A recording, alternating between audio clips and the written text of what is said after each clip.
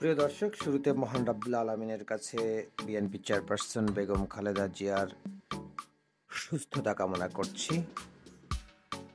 সারা দেশবাসী দল মত নির্বিশেষে তার জন্য দুহাত তুলে দোয়া করেছেন।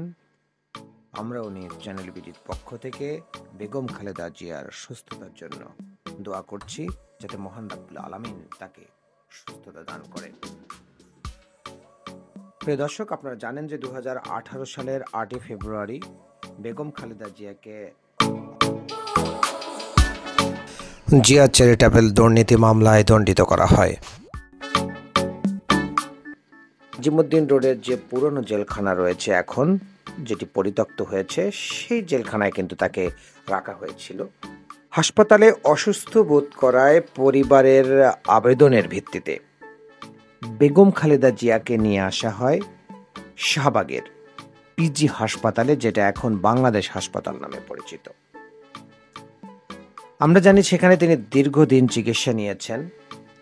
বেগম খালেদা জিয়াকে যখন জেলখানায় নিয়ে যাওয়া হয়েছিল, তখন তার যা শারীরিক কন্ডিশন, তার ছোট্ট একটি নমুনা দেখেছেন যে তিনি তার যে শুভাকাঙ্ক্ষী বাংলাদেশের সাধারণ মানুষ সাংবাদিকদেরকে হাত নেড়ে কিন্তু অভিবাদন জানিয়েছিলেন।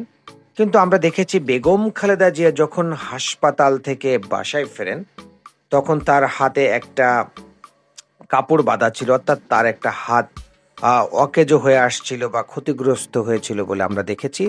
এবং সর্বশেষ বেগম খালেদা জিয়া, আপনারা জানেন যে সেনাকুঞ্জে সশস্ত্র বাহিনী দিবসের অনুষ্ঠানে খুবই হাস্যোজ্জ্বলভাবে উপস্থিত হন এবং তার যে হাত, সেই হাতের যে কি অবস্থা, সেটি কিন্তু দেশ ও জাতি সার্বিকভাবেই পর্যবেক্ষণ করেছেন আপনারা।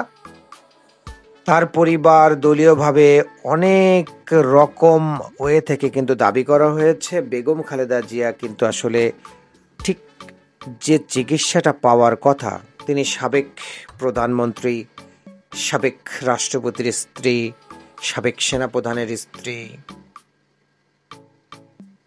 তার মতো একজন মানুষ আসলে সুচিকিৎসা না পাওয়ার যে বেদনা, ওনাকে লন্ডন নিয়ে যখন চিকিৎসা করা হয় এবং সেখান থেকে ডক্টররা যে তথ্য দেন, সেটি কিন্তু মানুষের মনে খুবই দুঃখগাথা হয়ে আছে।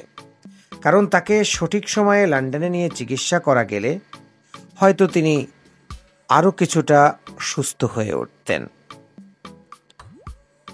যদিও সেই হাসপাতালে চিকিৎসায় তিনি কিছুটা সুস্থতা বোধ করলে দেশ, জাতি আর গণতন্ত্র রক্ষায় এই আপোষহীন দৃঢ়চেতা মহিষী নারী বেগম খালেদা জিয়া আবারও দেশে ফিরে আসেন। বেগম খালেদা জিয়ার শারীরিক অসুস্থতা অসম্ভব রকম বেড়ে গিয়েছে। তিনি এখন সংকটাপন্ন অবস্থায় রয়েছেন। তাই দেশবাসীর কাছে দল এবং পরিবার থেকে দোয়া চাওয়া হয়েছে। S M Mizanur Rahman, news channel BD, Dhaka.